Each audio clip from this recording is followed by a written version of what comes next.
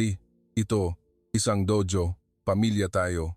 Nang marinig ko ang mga salitang iyon, napahagulgol ako. Ako, isang 20 taong gulang na babae, ay dumating sa Pilipinas kapalit ng 1.5 milyong piso. Lahat para mailigtas ang buhay ng aking ina, ipinagkasundo sa isang 43 taong gulang na lalaking hindi ko kilala. Akala ko, ito na ang katapusan ng buhay ko. Nang makita ko ang Chang Bank Book, puot ang naramdaman ko sa lahat. Ngunit mali pala ako. Pagkatapos ng 5 pagsubok at maraming pag-aalinlangan, natagpuan ko ang isang tunay na pamilya. Halina't sabay nating tuklasin ang kuwentong ito. Ako ay isang guro sa elementarya sa labas ng Bucharest, Romania. 26 na taong gulang ako noon. Ang aking ama ay nagmamay-ari ng isang apyari na minana pa sa kanyang lolo at ang aking ina naman ay nagtatrabaho sa isang panaderya sa aming nayon. Simple lang pero payapa ang aming pamumuhay. Subalit, 3 taon na ang nakalilipas, nagsimulang humina ang kalusugan ng aking ina. Nagsimula ito sa pamamaga ng kanyang mga binti. Nang magpatingin kami sa ospital, nasuri siyang may kidney failure. Sinabi ng doktor na kailangan niya ng dialysis 3 beses sa isang linggo. Luma ang mga kagamitan sa ospital sa Romania at laging kulang ang mga dialysis machine. Kahit may appointment, kailangan pa naming maghintay ng 1 hanggang 2 buwan. Sa araw ng dialysis, buong araw na kailangang manatili ni inay sa ospital, malaki rin ang gastos. Umaabot ito sa halos 45,000 piso kada buwan. Kahit pagsama-samahin ang kita ng tatay ko sa apyari, ang sahod ng nanay ko sa panaderya at ang suweldo ko bilang guro, hindi pa rin ito sapat. Sa halip na makapag-ipon, buwan-buwan kaming baon sa utang.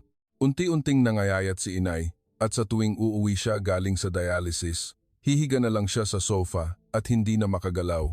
Noong Setyembre ng nakaraang taon, biglang lumala ang kanyang kalagayan. Gabi-gabi siyang dumadaing sa sakit at nanilaw ang kanyang mukha. Agad namin siyang isinugod sa ospital. Seryoso ang mukha ng doktor nang sabihin niyang, sa kasalukuyan niyang kondisyon, hindi na siya tatagal ng 1 taon. Kailangan niya ng kidney transplant o kaya naman ay modernong dialysis equipment at tuloy-tuloy na gamutan. Nang marinig ko ang halaga, halos himatayin ako. 1.5 milyong piso. Isang halaga na kahit 10 taon pag-ipunan ng isang ordinaryong pamilya sa Romania ay mahihirapan pa ring maabot. Kahit ibenta pa natin ang bahay at ang apyari, hindi pa rin naabot sa kalahati, nanginginig na sabi ng aking ama. Nang gabing iyon, nilibot ni Itay ang aming mga kamag-anak sa nayon. Kinausap ko rin ang aking mga katrabaho sa eskwelahan. Ngunit malamig na tingin at pag-iling lang ang isinukli nila. Mahirap din ang buhay namin, sabi nila. Maging ang mga dati naming kaibigan ay hindi na kami pinapansin. Makalipas ang 2 linggo, mahigpit na hinawakan ni inay ang aking kamay. May isang babae sa nayon natin, si Alena, Ania. 5 taon na siyang nakapag-asawa ng dayuhan sa Pilipinas. Maganda na raw ang buhay niya ngayon at paminsan-minsan ay nagpapadala ng pera sa kanyang pamilya rito. Nanginginig ang boses ni inay nang idagdag niya, maari raw tayong ipakilala ni Alena sa isang ahente. Agad akong umiling. Isang arranged marriage? At sa isang lalaking dayuhan na hindi ko pa nakikita kahit minsan? Umiiyak na sinabi ni inay. Wala na tayong ibang paraan. Ayokong masira ang buhay mo dahil sa akin. Pero gusto ko pang mabuhay. Hindi ako nakatulog ng gabing iyon. Ang mga daing ni inay mula sa kabilang kwarto ay parang punyal na tumutusok sa aking dibdib. Bandang 4:00 ng madaling araw, lumabas ako sa sala at nakita ko si Itay na nakaupo sa sofa, tuyo na ang mga bakas ng luha sa kanyang mukha. Tumingin lang siya sa akin at yumuko, walang anumang sinabi. Pagkatapos ng 3 araw na pag-iisip, tinawagan ko si Alena. Masigla ang kanyang boses habang ikinukwento ang kanyang buhay. Mabait daw ang kanyang asawa, ligtas sa Pilipinas, at maganda ang sistema ng kalusugan. Ibinigay niya ang contact number ng ahente na may isang paalala. Kapag nagustuhan mo ang mga kondisyon, magdesisyon ka agad. Kapag nag-alinlangan ka, baka mawala ang pagkakataon. Makalipas ang 2 linggo, tumawag ang ahente. Isang Pilipinong lalaki, si Miguel Santos, daw ang interesado. Siya ay 43 taong gulang, taga-lungsod Quezon, at nagmamay-ari ng isang maliit na palimbagan. Dahil sa pagkamatay ng kanyang mga magulang, may naiwan daw siyang mana kaya stable ang kanyang pinansyal na sitwasyon. Ang paliwanag ay dahil sa kanyang pagiging simple at tahimik, hindi siya nakahanap ng mapapangasawa sa Pilipinas. Nang una kaming magkita sa video call, nahihiya siyang ngumiti at bumati. Ordinaryo lang ang kanyang mukha at talagang matipid magsalita. Habang nagsasali ng ahente, tahimik lang siyang nakaupo at sinabing, "Hindi ako maalam sa mga bagay tulad ng pag-ibig. Kailangan ko lang ng pamilya." Sa halip, tutuparin ko ng maayos ang ating kasunduan. Idinagdag ng ahente na 10 taon nang namayapa ang ama ni Miguel at minana niya ang palimbagan, bahay at insurance money. Ang natanggap niyang mana noon ay humigit kumulang 5 milyong piso at dahil simple lang siyang namuhay bilang binata, malaki ang kanyang naipon. Buhay pa ang kanyang ina, ngunit matanda na, kaya kailangan niya ng makakasama sa bahay. Dahil sa 20 taong simpleng pamumuhay, stable na raw ang kanyang kabuhayan. Nang tanungin niya kung kailangan ko ng pera para sa pagpapagamot ng aking ina, tumango ako. Hindi nagbago ang kanyang ekspresyon nang marinig niya ang halaga. "Sige," sabi niya, "kapag nagpakasal tayo, ipapadala ko agad ang pera." At idinagdag pa niya, "Hindi ako sinungaling na tao." Makalipas ang 2 linggo, inayos namin ang mga papeles sa Embahada ng Pilipinas sa Romania. Nanginginig ang aking kamay habang pumipirma sa marriage contract. Tama ba ito? Ipinagbibili ko ba ang aking sarili? Ngunit naisip ko ang mukha ng aking ina, gabi-gabing nagdurusa sa sakit. Kinuha ko ang panulat. Nang hapong iyon, nakatanggap ako ng text message mula kay Miguel. Pumasok na raw sa account ko ang 1.5 milyong piso. Dahil sa perang iyon, agad na na-admit si inay sa isang university hospital at pagkalipas ng 2 araw, sinimulan na niya ang gamutan gamit ang pinakabagong dialysis machine. Sinabi ng doktor na kung magpapatuloy ito, bubuti ang kanyang kalagayan. 1 buwan ang lumipas, sumakay na ako ng eroplano papuntang Maynila. 1 maleta lang ang dala ko. Hinatid ako ni Itay sa airport, ngunit wala siyang masabi. Tinapik niya lang ang aking balikat.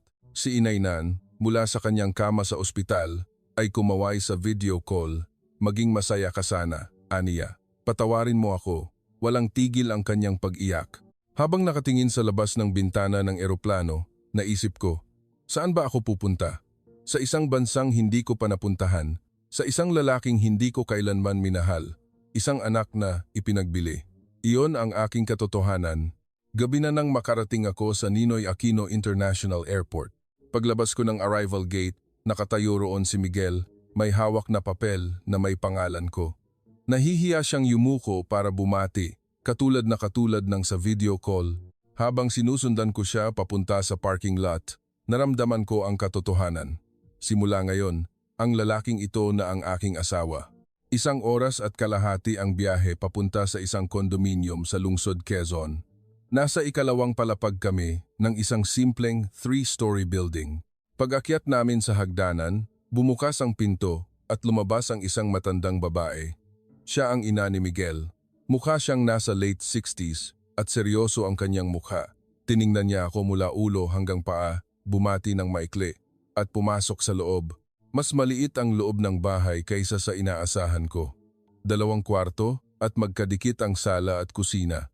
Ipinakita sa akin ni Miguel ang aking magiging silid. 1 maliit na kama at 1 aparador lang ang laman. Luma na at may mga bahaging natutuklap na ang pintura sa pader at ang tanging tanawin mula sa bintana ay ang katapat na gusali. Ang hapunan ang pinakamahirap na sandali. Ang inihanda ng aking biyenan ay sinigang, kanin, at ilang uri ng ulam. Ang amoy ng sinigang ay tumusok sa aking ilong. Isang matapang na amoy na hindi ko pa naamoy sa Romania. Sinubukan kong kumain, ngunit hindi ko malunok. Nakita iyon ng biyenan ko at napabuntong hininga. Sinubukan ni Miguel na magpaliwanag, ngunit wala akong maintindihan ni isang salita sa Filipino. Binuksan niya ang translation app sa kanyang telepono.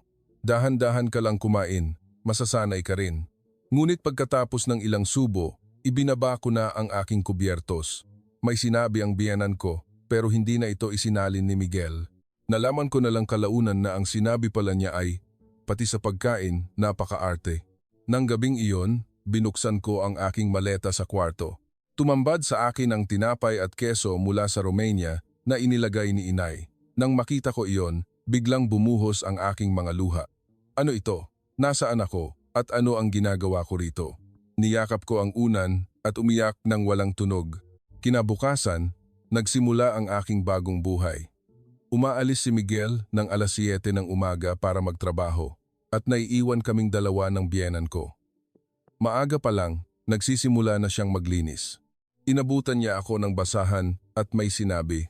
Nang hindi ko maintindihan, sumenyas siya. Inutusan niya akong linisin ang banyo. Pagkatapos kong maglinis, itinuro naman niya ang mga labahin. Tila tinatanong niya kung marunong akong gumamit ng washing machine. Tumango ako, ngunit lahat ng nakasulat sa butones ay sa Filipino. Sinubukan kong pindutin ang iba't ibang butones at 3 beses umikot ang washing machine sa rinse cycle. Tumatakbong lumapit ang biyenan ko at may isinigaw. Ang tanghalian namin ay ang natirang sinigang kagabi. Ininit niya ito sa microwave at inihain. Gutom na ako pero hindi ko pa rin masikmura ang amoy. Pagkatapos ng ilang subo, ibinaba ko na naman ang kubyertos. Napabuntong hininga ng malalim ang biyenan ko at kinuha ang mga pinggan.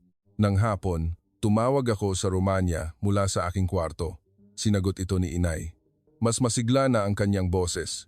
Maayos daw siyang nagpapagamot at bumubuti na ang kanyang pakiramdam. Nang tanungin niya kung kamusta ako, nagsinungaling ako. Okay lang po ako. Maayos naman ang lahat dito. Huwag po kayong mag-alala. Pagkababa ko ng telepono, lalo akong nalungkot.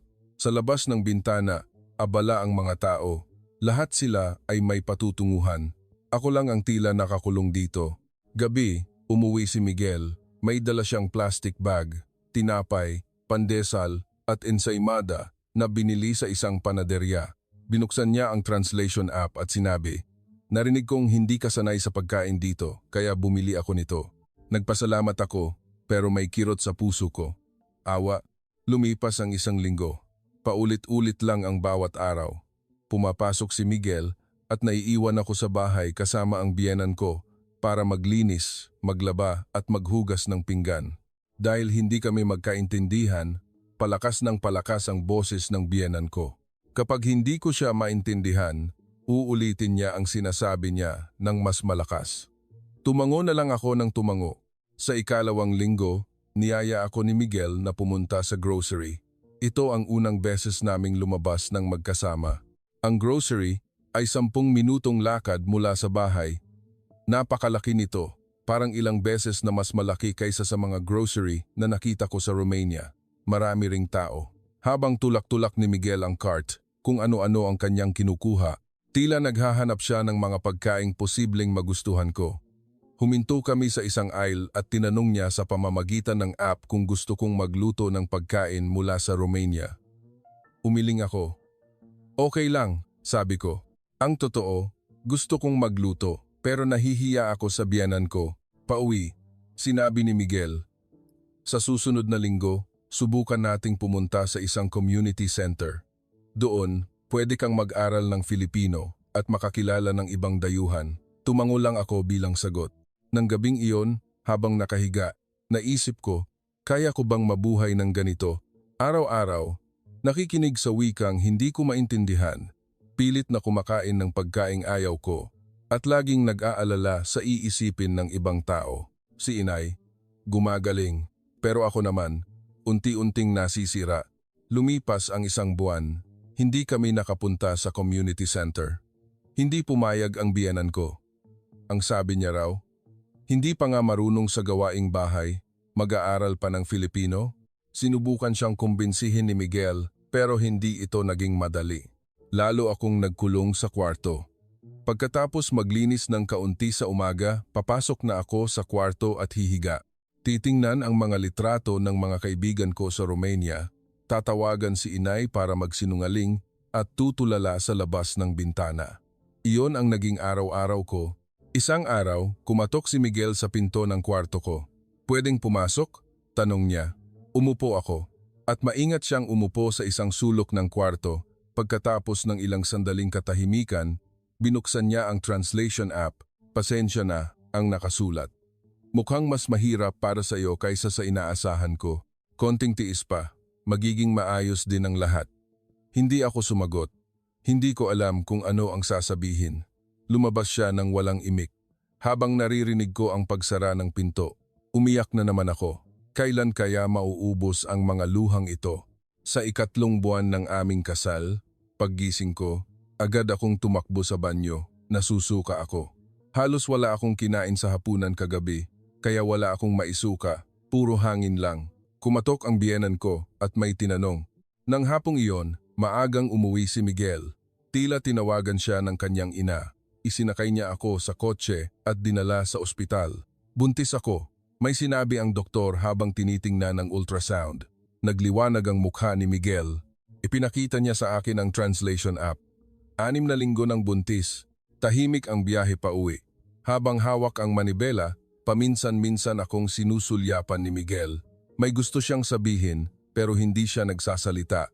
Wala rin akong masabi. Pagbubuntis.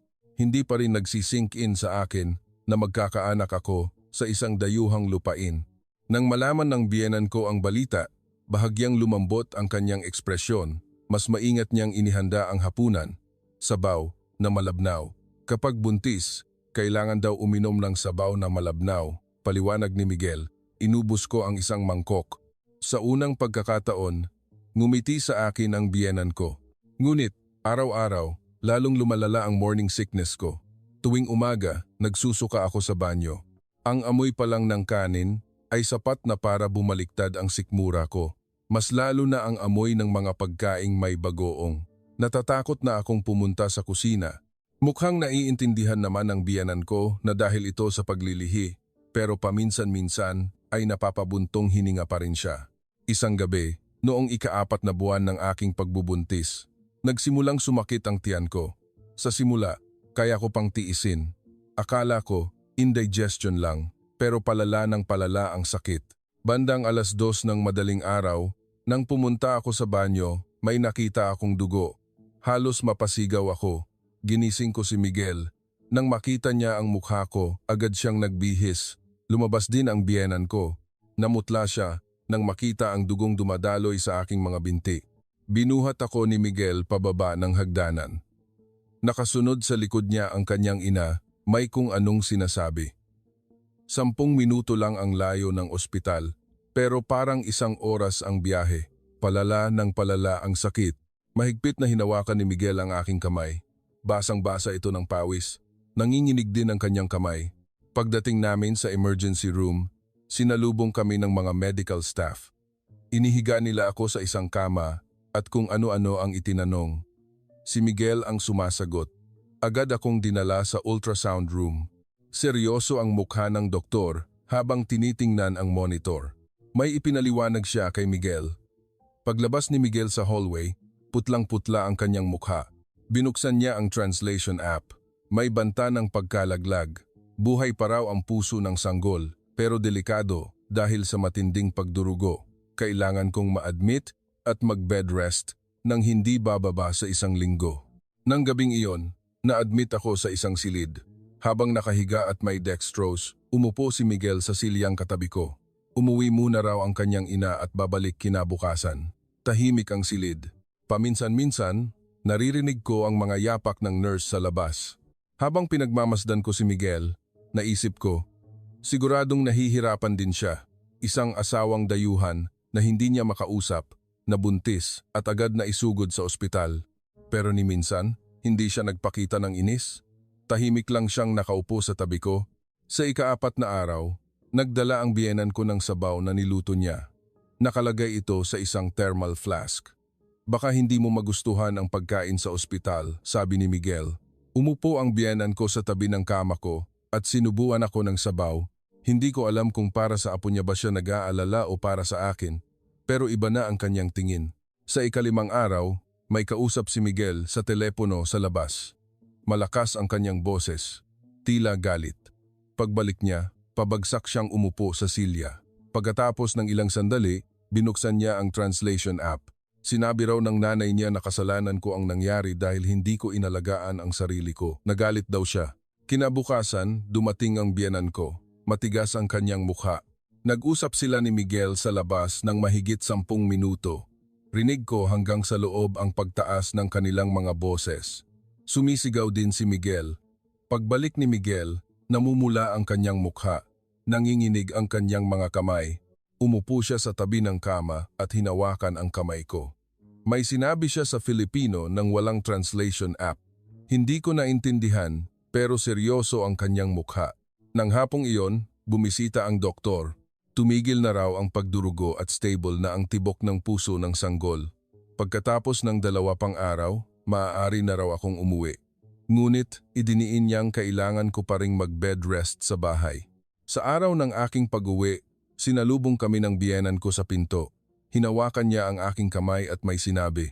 Isinalin ito ni Miguel, patawarin mo raw ako. Simula ngayon, aalagaan ka na raw niya ng mabuti. May luha sa mga mata ng biyenan ko. Mula noon, nagbago ang pakiramdam sa bahay. Hindi na ako pinapagawa ng gawaing bahay ng biyenan ko. Magpahinga ka lang sa kwarto, lagi niyang sinasabi. Dinalhan pa niya ako ng pagkain sa kwarto. Sa halip na mga pagkaing may matapang na amoy, naghanda siya ng mga simpleng ginisang gulay. Pag-uwi ni Miguel galing sa trabaho, pumapasok siya sa kwarto ko para ikwento ang kanyang araw. Isa-isa niyang ipinapakita sa translation app. May malaking order na pumasok sa palimbagan kanina. Sinigang ang kinain ko sa tanghalian. Bumili ako ng vitamins sa botika pa uwi. Mga simpleng kwento pero hindi na ako nakakaramdam ng lungkot. Pagkalipas ng 1 buwan, lumabas ako sa sala. Naghahanda ng hapunan ang biyenan ko. Nagulat siya nang pumasok ako sa kusina. Sumenyas siya na lumabas na ako. Umiling ako at naghanap ng apron. Inabutan niya ako ng apron at maingat na ngumiti. Nang hapunan, sabay-sabay kaming 3 kumain. Nasa mesa ang sinigang na niluto ng biyenan ko at ang ginawa kong cucumber salad. Masarap, sabi ni Miguel sa cucumber salad. Tumango ang biyenan ko. Nang gabing iyon, habang nakahiga, naisip ko, hindi naman sila masasamang tao. Nagkakaroon lang ng hindi pagkakaunawaan dahil sa wika at kultura at si Miguel, mas mabait pala siya kaysa sa inaasahan ko. Tahimik pero sa gawa, dinadaan. Sa unang pagkakataon, naramdaman kong kaya kong manirahan dito. Sa ika-6 na buwan ng aking pagbubuntis, dinala na ako ni Miguel sa community center. Hindi na tumutol ang biyenan ko. Malapit lang ang center sa City Hall ng Quezon City. Ang buong 2 palapag ng gusali ay para sa center. Ang unang nakausap kong counselor ay isang babaeng mukhang mabait na nasa 30 cent. Dahan-dahan at malinaw siyang magsalita ng Filipino. Dito raw, pwede akong mag-aral ng Filipino at makakilala ng mga taong galing sa ibang bansa. Tuwing Martes at Huwebes, nang umaga raw ang klase. Sa unang araw ng klase, nakilala ko ang mga babaeng mula sa Vietnam, Indonesia at Uzbekistan. Lahat sila, tulad ko, ay napunta sa Pilipinas dahil sa arranged marriage. Sa oras ng pahinga, kinausap ako ng isang babae mula sa Vietnam. 3 taon na raw siya rito. Nung una, sobrang hirap talaga. Pero ngayon, okay na. Konting tiis lang, sabi niya. Mas masaya pala mag-aral ng Filipino kaysa sa inaasahan ko. Gumagamit ng mga picture card ang guro para magpaliwanag. Mansanas, saging, gatas, tinapay. Isa-isa kong inulit at sinasaulo ang mga salita. Kahit pag-uwi sa bahay, mag-isa akong nagsasanay. Pag-uwi ni Miguel, ipinapakita ko sa kanya ang mga natutunan kong salita. Tumango siya na parang pinupuri ako. Habang natututo ako ng Filipino, unti-unti kong nakikita ang buhay sa Pilipinas. Nababasa ko na ang mga pangalan ng produkto sa grocery. Naiintindihan ko na ang mga anunsyo sa bus stop. At unti-unti ko nang naiintindihan ang mga sinasabi ng biyenan ko. Sa ika-7 buwan, nagpunta kami sa Ugjain para sa regular check-up. Nagulat ang doktor habang tinitingnan ang ultrasound. May sinabi siya kay Miguel. Binuksan ni Miguel ang translation app pero nanginginig ang kanyang kamay. Kambal, 2 lalaki raw. Pag-uwi, sinabi namin sa biyenan ko. Napasigaw siya sa tuwa. Kinuha niya ang telepono at tinawagan ang mga kamag-anak. Magkakaapo ako ng 2 at parehong lalaki. Ipinagmamalaki niya. Para sa hapunan, espesyal siyang nagluto ng tinola. Nang gabing iyon, habang nakahiga, hinaplos ko ang aking tiyan. 2 bata. Magiging ina ako ng 2 bata sa dayuhang lupaing ito. Nakakatakot, pero sa isang banda, mayroon ding pananabik. Ito na ba talaga ang magiging tahanan ko? Sa ikawalong buwan, lalo pang lumaki ang tiyan ko. Nahihirapan na akong maglakad. Isang gabi, biglang tumigas at sumakit ang tiyan ko. Senyales pala ito ng premature labor. Tumawag ng ambulansya ang biyenan ko. Dumating ito sa loob ng 5 minuto. Isinakay ako ng mga paramedic sa stretcher papunta sa ospital. Sa emergency room, mabilis akong sinuri ng doktor. Tinurukan ako ng gamot para pigilan ang panganganak at na-admit ako. Tumatakbong dumating si Miguel mula sa trabaho. Humihingal siyang pumasok sa kwarto at mahigpit na hinawakan ang aking kamay. Sinabi ng doktor na kung mananatili ako sa ospital ng 1 linggo, magiging maayos ang lahat. Namangha ako sa sistema ng ospital. Bawat 2 oras, may nurse na dumarating para tingnan ang kalagayan ko. Tuwing umaga, umiikot ang doktor. Palaging sinusubaybayan sa monitor ang tibok ng puso ng mga sanggol. Sa Romania, hindi ko man lang maiisip ang ganitong klaseng pag-aalaga. Araw-araw akong dinadalaw ng biyenan ko. Nagdadala siya ng pagkain mula sa bahay, sopas, lugaw na may kalabasa, arroz caldo. Mga pagkain kaya kong kainin kahit wala akong gana. Habang pinagmamasdan ko siyang nakaupo sa tabi ko at hawak ang aking kamay, naisip ko, nag-aalala rin pala siya sa akin. Pagkalipas ng 1 linggo, nakalabas na ako. Pag-uwi ko, inayos na pala ng biyenan ko ang kwarto. May 2 crib at puno ito ng mga lampin at damit ng sanggol. Hindi ko alam kung kailan niya ito inihanda pero napaluha ako. Sa 9 na buwan, sobrang laki na ng tiyan ko. Hirap na akong maglakad at huminga. Madalas akong magising sa gabi. Sa tuwing magigising ako, kinukuhaan ako ni Miguel ng tubig at hinahaplos ang aking tiyan. Isang madaling araw, bandang 5:00, pumutok ang panubigan ko. Ginising ko si Miguel at nagpunta kami sa ospital. Nagsimula na ang labor. Dinala ako ng mga medical staff sa delivery room. Hawak ni Miguel ang kamay ko sa tabi ko. Sa bawat paghilab, lalo kong hinihigpitan ang hawak ko sa kanyang kamay.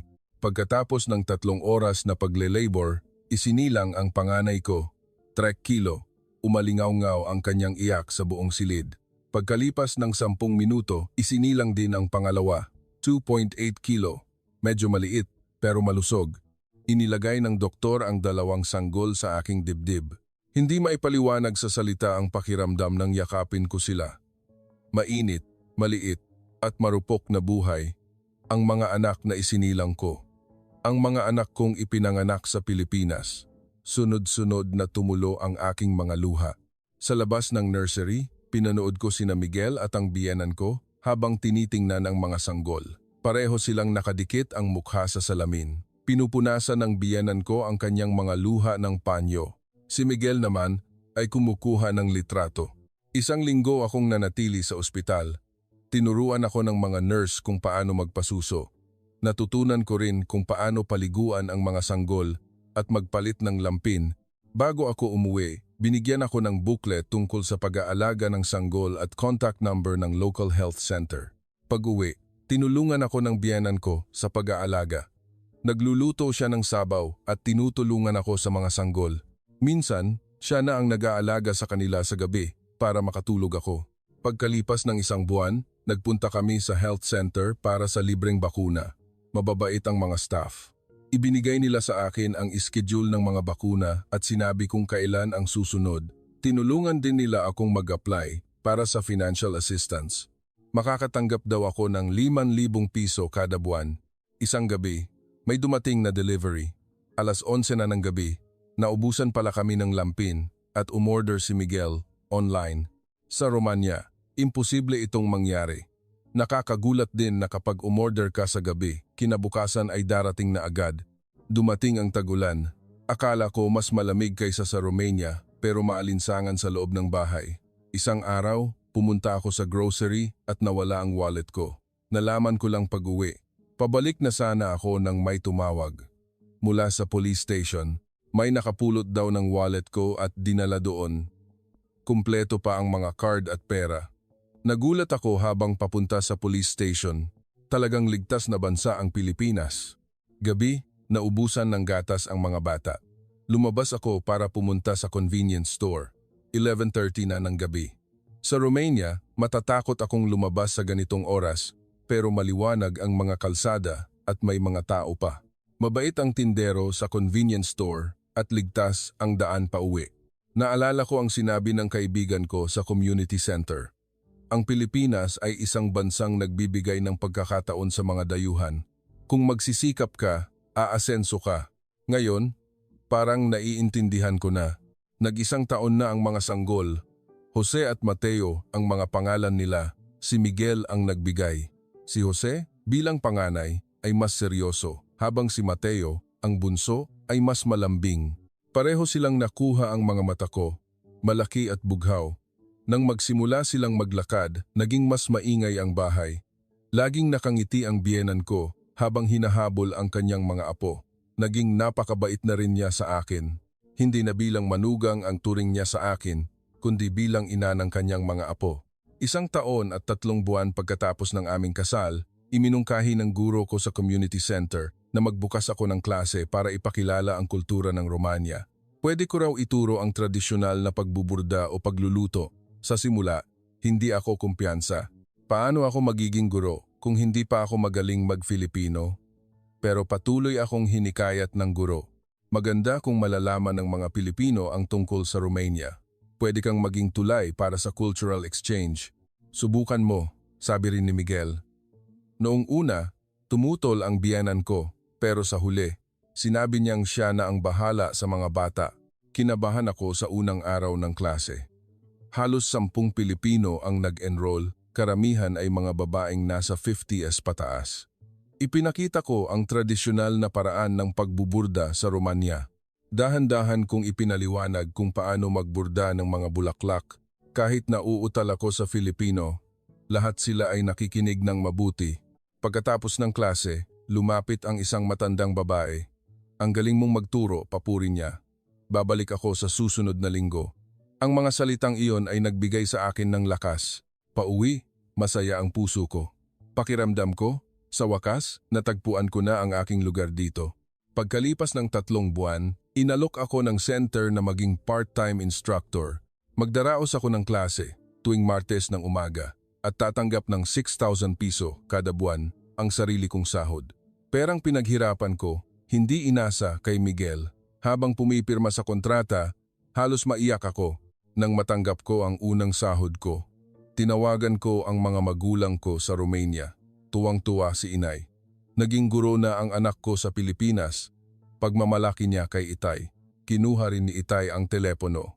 Magaling anak, proud ako sa iyo. Sinabi ni inay na bumubuti na raw ang kanyang kalusugan at tuloy-tuloy pa rin ang kanyang dialysis. 1 araw, 1 taon at 6 na buwan pagkatapos ng kasal habang naglilinis, naisipan kong ayusin ang mga papeles ni Miguel. Sa drawer ng kanyang mesa, may nakita akong bank book. Dahil asawa niya ako, na-curious ako. Magkano kaya ang kinikita niya at ginagastos? Binuksan ko ang bank book. Puno ito ng mga transaction history, kita mula sa palimbagan, mga gastusin sa bahay, bayad sa credit card. Ngunit, may isang bagay na nakakuha ng pansin ko. Bawat buwan, sa parehong petsa, may international remittance. Ang halaga ay nasa pagitan ng 15,000 hanggang 20,000 piso. Binuklat ko ang susunod na pahina. Mayroon din noong nakaraang buwan. At sa nauna pa, tuloy-tuloy kong binuklat. Mula pa noong unang buwan ng aming kasal, tuloy-tuloy siyang nagpapadala sa Romania. Sa mga magulang ko, noong una, hindi ko maintindihan. Bakit tuloy-tuloy siyang nagpapadala ng pera? Akala ko, tapos na ang usapan sa unang 1.5 milyong piso para sa gamutan ni inay. Pero sa loob ng 1 taon at kalahati, hindi siya tumigil. Kinwenta ko ang lahat sa bankbook. Umabot na sa halos 2.5 milyong piso ang kabuuan. Nanikip ang dibdib ko. Ano ito? Awa? Pagkukunwari bilang isang mabait na asawang tumutulong sa pamilya ng kanyang kaawa-awang asawang dayuhan? Hindi ba't sapat na ang 1.5 milyong piso na napag-usapan? Bakit kailangan pang magpatuloy? Naguluhan ang isip ko. Ang pasasalamat na naramdaman ko ay biglang naglaho. Akala ko, pamilya na talaga ang turing niya sa amin. Hindi pala, dahil binili niya lang ako, patuloy siyang nagbabayad. Gabi, umuwi si Miguel. Gaya ng dati, Binuhat niya ang mga bata at ngumiti. Tinanong niya kung kamusta ang araw ko. Hindi ako sumagot. Nagpunta ako sa kusina at naghugas ng pinggan. Lumipas ang ilang araw. Gusto kong tanungin si Miguel pero hindi ko magawa. Ano naman ang sasabihin ko? Siguradong sasabihin niyang natural lang na tumulong. Dahil naaawa siya. Unti-unti, naging hindi na ako komportable sa pakikitungo kay Miguel. Kapag ngumingiti siya, pilit akong ngumingiti pabalik. Kapag kinakausap niya ako, maikli lang ang sagot ko. Siguradong napansin ni Miguel ang pagbabago ko. May problema ba? Tanong niya, pero sinasabi kong wala. Nakita kong kakaiba ang tingin sa akin ng biyanan ko. Hindi na ngumingiti si Larissa, sinabi niya raw kay Miguel. Sabihin mo sa akin kung ano ang problema. Tanong ni Miguel gamit ang app. Umiling ako. Wala, pagod lang ako. Mahirap mag-alaga ng mga bata. Isang kasinungalingan. Hindi ko masabi ang totoong dahilan. Gabi, habang nag-iisa sa kwarto, naisip ko, alam kaya ng mga magulang ko sa Romania na patuloy na nagpapadala ng pera ang asawa ko? Hindi ito nabanggit ni inay sa tuwing nag-uusap kami. Ang sabi niya lang, nakakatanggap siya ng tulong mula sa isang Philippine Medical Assistance Program. Kinabukasan, tinawagan ko si inay. Dahan-dahan kong tinanong kung paano niya binabayaran ang mga gastusin sa ospital. May isang programa raw ng gobyerno ng Pilipinas. Sagot ni inay, si Miguel ang naghanap at nag-asikaso para sa akin. Tulong mula sa gobyerno ng Pilipinas? Isang kasinungalingan. Pera pala ni Miguel iyon pero pinalabas niyang galing sa gobyerno. Bakit? Bakit kailangan niyang gawin iyon? Pagkababa ko ng telepono, umiyak ako. Nagalit ako. Ayokong kaawaan. Ayokong ituring na isang dayuhang nangangailangan. Ang gusto ko ay pamilya, hindi isang taong naglilimos sa akin.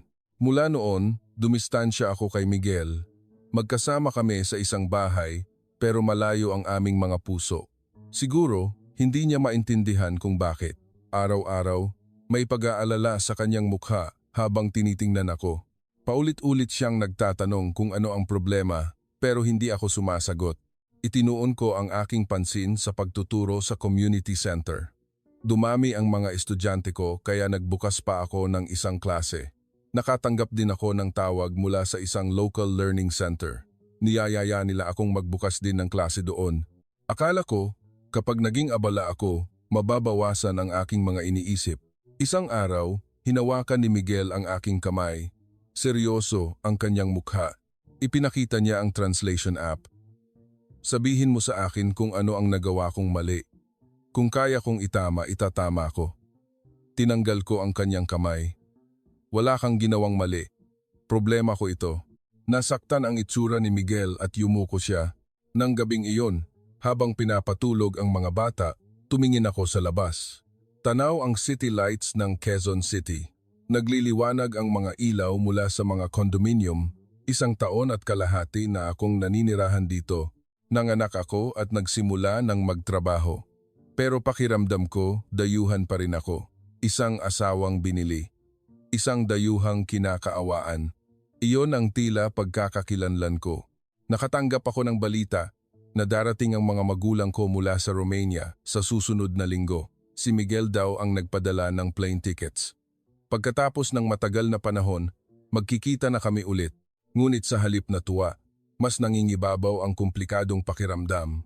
Kapag nagkita kami, masasabi ko kaya itong bigat sa dibdib ko? 1 linggo, bago dumating ang mga magulang ko, naging abala ang bahay kung ano-ano ang inihanda ng biyenan ko. Nilinis niya ang guest room at bumili ng bagong kumot. Naghanap din siya sa grocery ng mga sangkap para sa lutuing Romanian. Tila napakahalaga para sa kanya ang pagtanggap sa aking mga magulang. Inayos ni Miguel ang kanyang schedule sa trabaho. Nag-file siya ng 2 linggong leave habang narito ang mga magulang ko.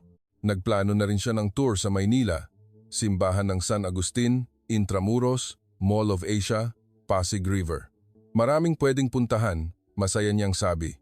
Ako naman, gulong-gulo ang isip.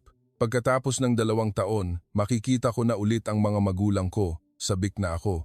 Pero sa kabilang banda, may takot. Dapat ko bang itanong kung alam nilang patuloy na nagpapadala ng pera si Miguel o dapat akong magkunwaring walang alam? Sa araw ng pagpunta namin sa airport, nagsuot si Miguel ng polo barong. Unang beses ko siyang nakitang ganito. Karaniwan, nakamaong at t-shirt lang siya. Maayos din ang kanyang buhok. Naglabas din ng magandang damit ang biyenan ko. Pinili ko rin ang pinakamaganda kong damit. 1 oras ang biyahe papuntang Naiya. Itinulak namin ang kambal sa stroller at naghintay sa arrival gate. Dagsaan ang mga taong lumalabas. Iniunat ko ang aking leeg para hanapin ang aking mga magulang. At doon, nakita ko si inay, nakaalalay sa braso ni itay. Natigilan ako. Si inay nga, pero hindi siya ang inay na kilala ko. Ang inay na nakita ko, 2 taon na, ang nakalilipas ay payat at maputla. Hirap siyang maglakad. Ngunit ang inay na naglalakad ngayon ay iba. May kulay ang kanyang pisngi, malakas ang kanyang mga hakbang. Tumataba siya at mukhang malusog, para siyang hindi nagkasakit. Nang makita ako ni inay, napaiyak siya. Tumatakbo siyang lumapit at niyakap ako ng mahigpit kung ano-ano ang sinabi niya sa Romanian. "Namiss kita, anak ko." Umiyak din ako. Matagal kaming umiyak sa bisig ng isa't isa. Lumapit din si itay. Tumatanda na siya, pero masaya ang kanyang mukha. Napaluha siya nang makita ang kanyang mga apo. Bumati si Miguel. Hinawakan ni itay ang mga kamay ni Miguel nang mahigpit gamit ang 2 niyang kamay. "Salamat," sabi niya sa Filipino. Sa sasakyan pauwi, manghang-mangha ang mga magulang ko sa tanawin. Matataas na gusali, malalapad na kalsada, maayos na trapiko. Walang tigil sa paghanga si itay. Si inay naman, hindi binitawan ang aking kamay. Pagdating sa bahay, inayos namin ang mga gamit at nananghalian, puno ang mesa ng inihanda ng biyenan ko. Adobo, kare-kare, pritong isda, ginisang gulay. "Masarap," sabi ni inay habang kumakain. Walang tigil ang tawanan sa hapagkainan. Nang hapon, kaming 2 lang ni inay ang nag-usap sa kwarto. Ikinwento namin ang mga nangyari sa loob ng 2 taon. Tuloy-tuloy pa rin daw ang dialysis niya, pero bumubuti na ang kanyang kalusugan. Kaya na raw niyang mamalengke mag-isa. Dahan-dahan ko siyang tinanong, "Paano niyo po binabayaran ang gamutan?" "May isang programa ng gobyerno ng Pilipinas," sagot niya. "Halos libre ang lahat." Si Miguel ang naghanap nito para sa akin. Nanikip ang dibdib ko. Tama nga ako, nagsinungaling siya. Hindi ito tulong mula sa gobyerno, kundi pera ni Miguel. Hindi rin alam ni inay.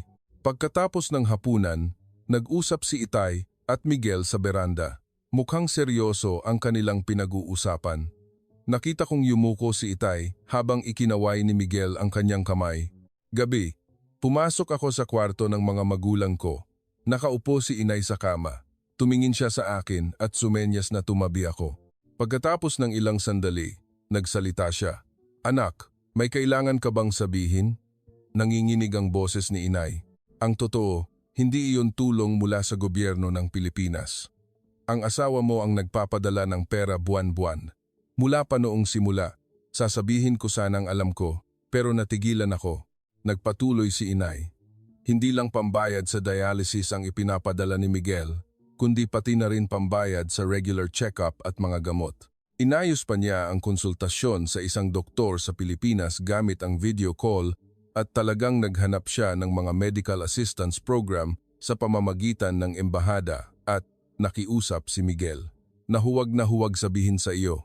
Baka raw isipin mong pabigat ka, sabihin na lang daw naming tulong mula sa gobyerno.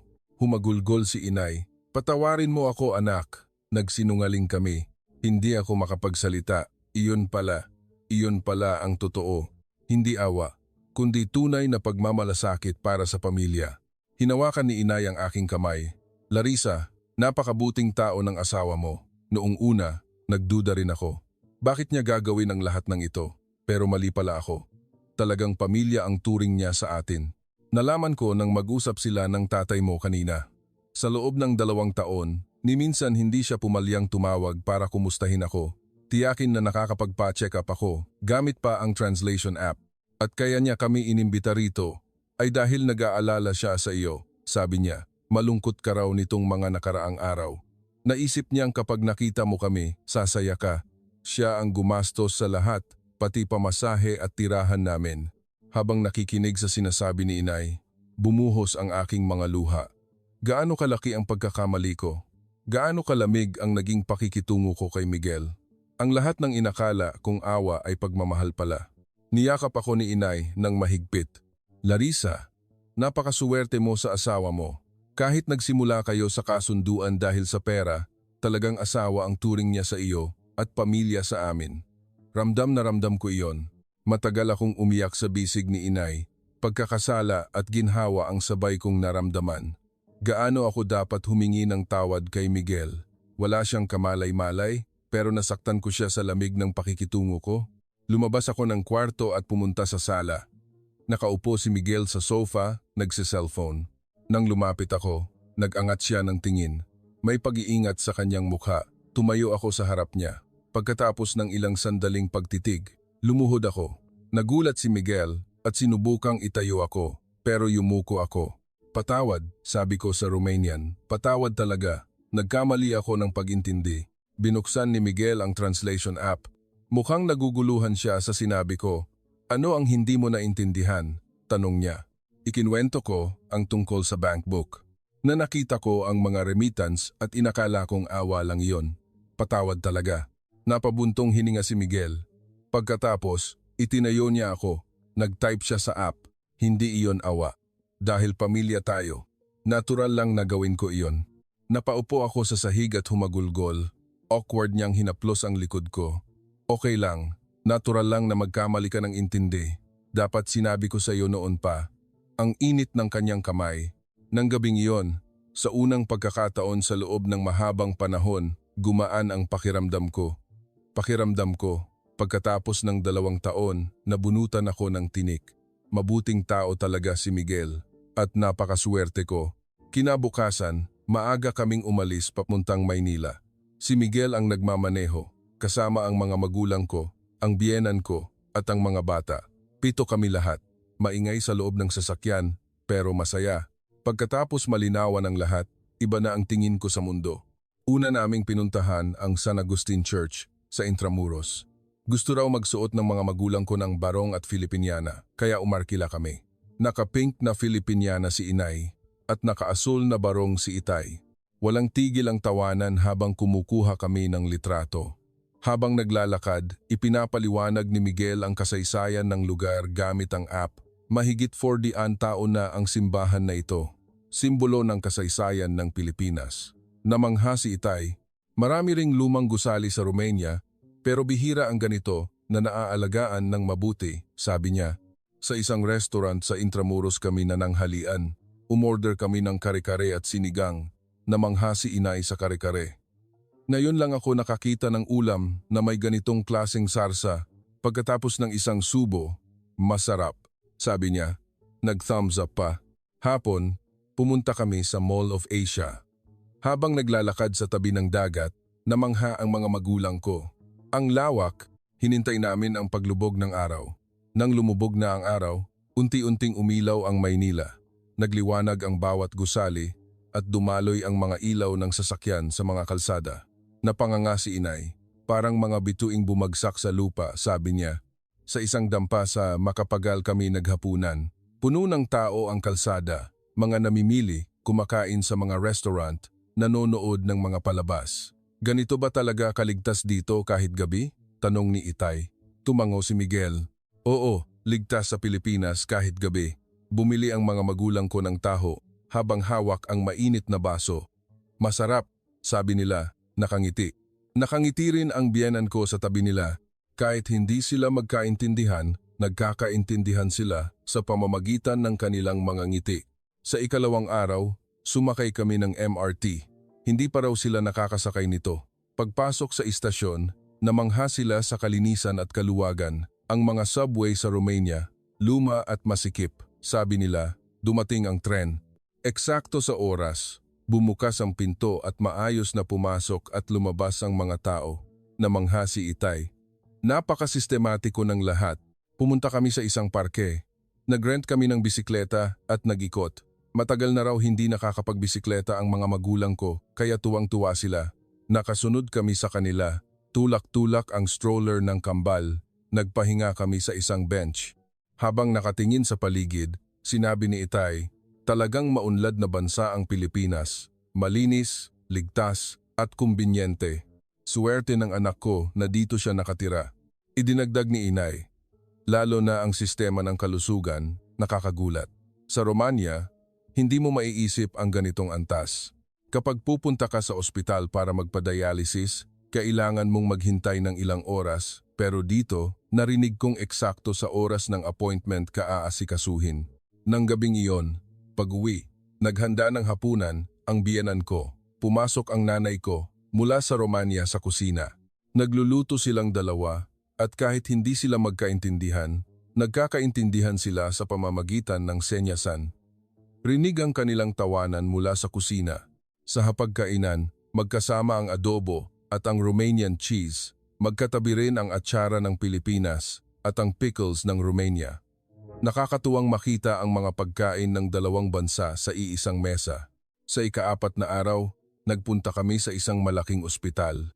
Nagpabook daw si Miguel ng appointment para sa general check-up ni inay. Nagulat si inay. Sa Romania, ilang buwan kang maghihintay para makapagpa-check up. Pagdating sa ospital, mabait kaming ginabayan ng nurse. Malinis at komportable rin ang waiting area.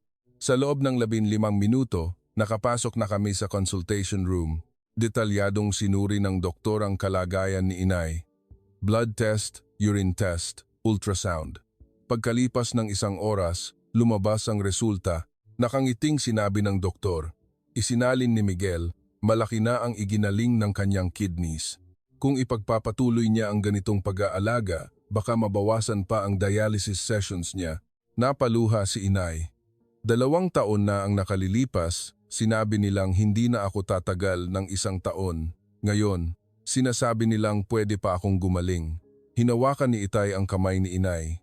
Paglabas ng ospital, hinawakan ni Itay ang kamay ni Miguel. Kung ano-ano ang sinabi niya sa Romanian. Binuksan ni Miguel ang app. Ang nakasulat, utang ko sa iyo ang buhay ng aking anak at asawa. Habang buhay ko, itong tatanawin. Ikinaway ni Miguel ang kanyang kamay. Pamilya tayo, natural lang iyon. Umiling si Itay. Hindi ito natural. Walang ibang taong gagawa nito sa mundo. Napakabuti mong tao. Habang pinagmamasdan ko sila, nanikip na naman ang dibdib ko. Ipinagmamalaki ko ang aking asawa. Tahimik at matipid magsalita pero mas mainit pa sa kahit sino ang kanyang puso. Gabi, binigyan ng biyenan ko ng regalo ang mga magulang ko. Isang malaking garapon ng atsara. Para kahit nasa Romania na kayo, makakain niyo pa rin ito, sabi niya. Salamat, sabi ng nanay ko at hinawakan ang kamay ng biyenan ko. Ipinakita ng biyenan ko ang app. Salamat sa pagpapalaki ng maayos sa aming manugang. Napakabuting bata ni Larissa. Para ko na rin siyang tunay na anak. Umiyak ang nanay ko. Napaluha rin ang biyenan ko. Nagyakapan silang dalawa kahit hindi sila magkaintindihan sa salita. Nagkakaintindihan ang kanilang mga puso. Lumipas ang 1 linggo at dumating ang araw ng pag-alis ng mga magulang ko. Hinatid namin sila sa airport. Nagpaalaman kami sa entrance ng departure gate. Umiiyak na niyakap ni inay sina Jose at Mateo.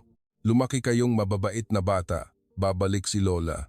Nakipagkamay si Itay kay Miguel, isang mahabang pakikipagkamay. Tumulo ang luha sa mga mata ni Itay. Namumula rin ang mga mata ni Miguel. Niyakap ko ng mahigpit ang mga magulang ko. Babalik po ako agad. Kumikita na rin ako ngayon, kaya kaya ko nang bumili ng plane ticket. Umiling si inay. Ang mahalaga ay maging masaya ka. Hindi mo kailangang umuwi ng madalas. Basta maging malusog ka at masaya. Pumasok na sila sa departure gate. Kumaway sila habang papalayo. Kumaway din ako. Hindi ako tumigil hanggat hindi na sila nakikita. Sa sasakyan pa uwi, sinabi ni Miguel. Napakabuting tao ng mga magulang mo. Kamukha mo si Larissa. Ngumiti ako.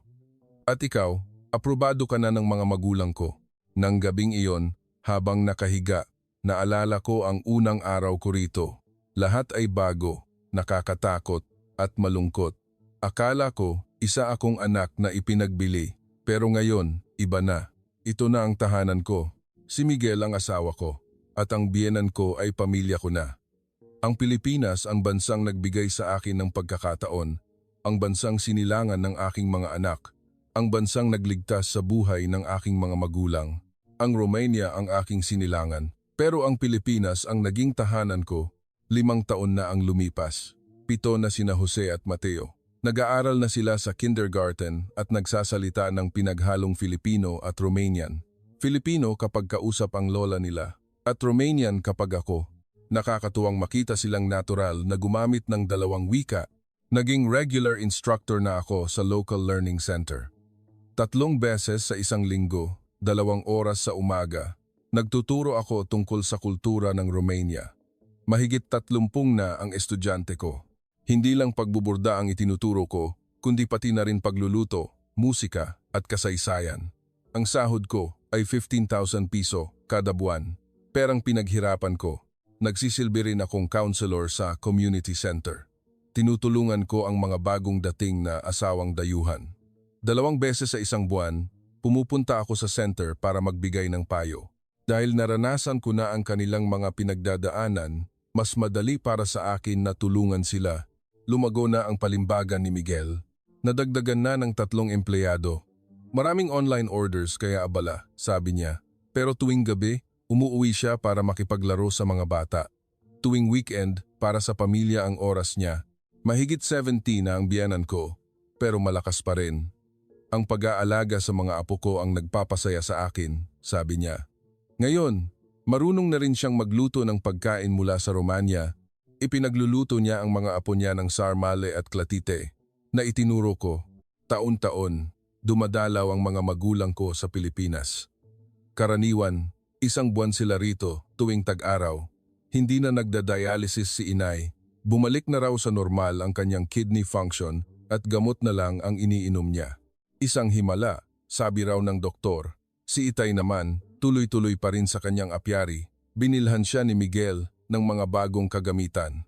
Mas marami na ang produksyon ng honey, kaya nagbebenta na ako sa buong nayon, masaya niyang kwento. Nag-iipon daw siya ng perang ipapadala sa mga apo niya. Noong nakaraang linggo, may tumawag mula sa community center. Isang bagong dating na asawa mula sa Uzbekistan ang nangangailangan daw ng counseling. Siya si Naila, 24 taong gulang. 3 buwan pa lang daw siya sa Pilipinas. Nakipagkita ako kay Naila sa consultation room.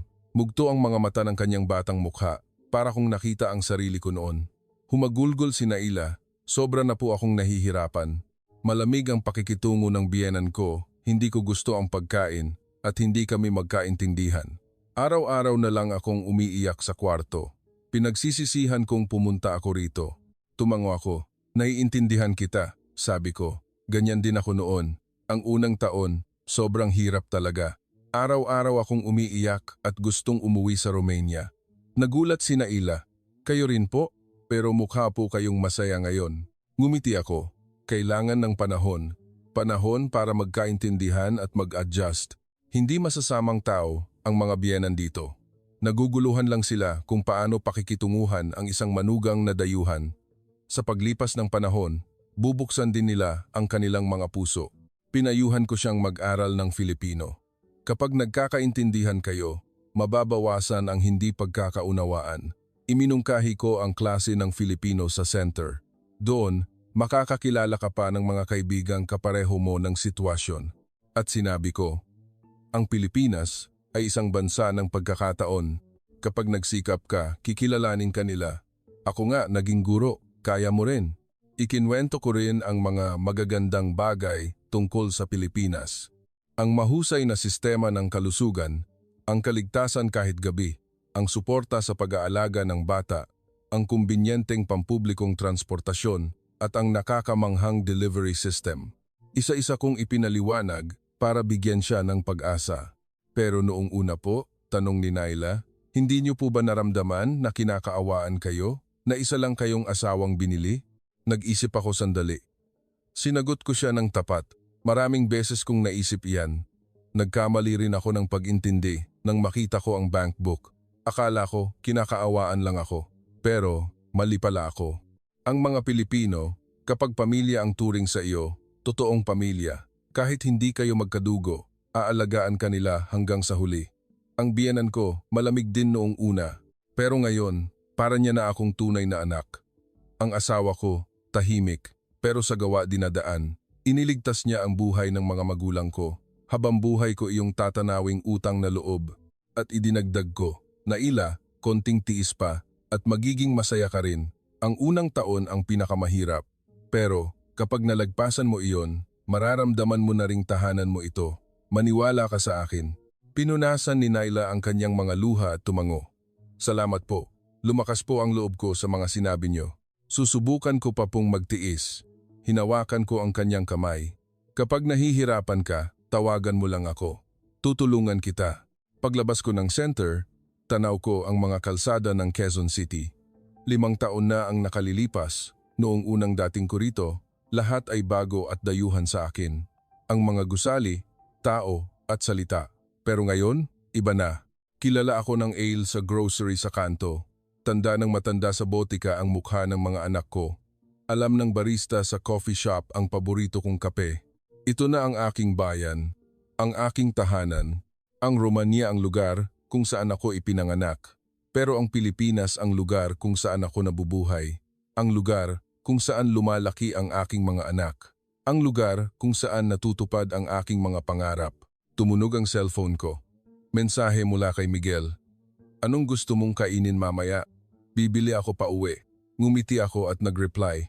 Kahit ano, basta kasama kita, masarap ang lahat. Habang naglalakad pa uwi, naisip ko ang gabing iyon 5 taon na ang nakalipas. Ang takot na naramdaman ko pagdating sa Naiya. Ang pag-iisip na isa akong anak na ipinagbili. Ang takot sa isang dayuhang lupain. Lahat ng iyon, alaala na lang ngayon. Mahirap na panahon, pero hindi ko pinagsisisihan. Dahil sa mga panahong iyon, narating ko kung nasaan ako ngayon. Nakilala ko si Miguel, isinilang ng aming mga anak, at natagpuan ang isang bagong pangarap. Gumaling din ang mga magulang ko. Binigyan ako ng Pilipinas ng pagkakataon.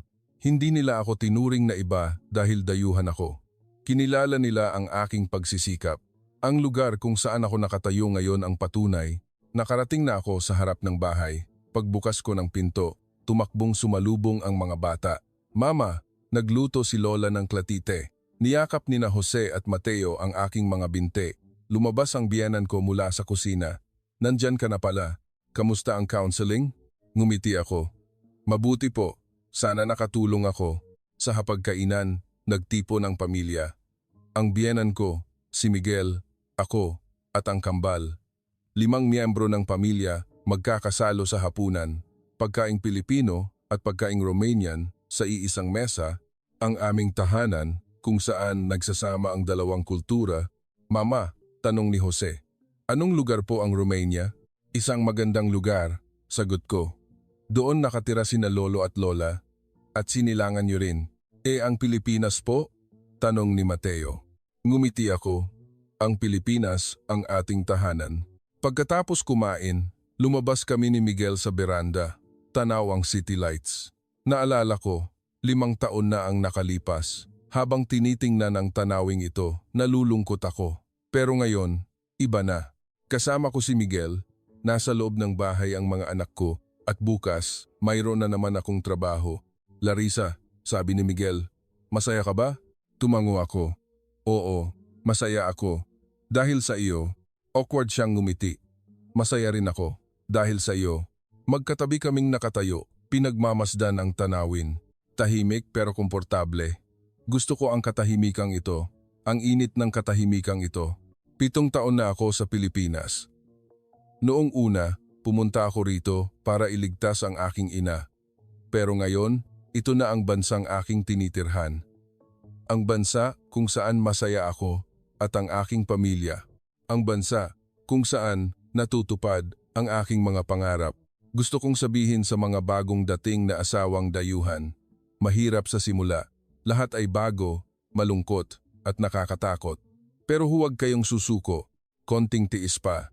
Maniwala kayo sa kabutihan ng mga Pilipino, sa paglipas ng panahon, magiging tahanan niyo rin ito. Magkakaroon kayo ng pamilya, mga kaibigan, at mga pangarap tulad ko. Ang Pilipinas ay isang bansa ng pagkakataon. Kapag nagsikap ka, kikilalanin ka nila. Kahit mahirap ngayon, huwag kayong mawawalan ng pag-asa. Magiging masaya rin kayo. Tumingin kayo sa akin. Kinaya ko. Kaya nyo rin. Pumasok kami mula sa beranda. Sa sala, naglalaro ang mga bata kasama ang kanilang lola.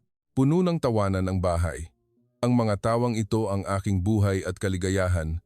Isa na namang masayang araw ang natapos. At bukas, siguradong magiging masaya ulit.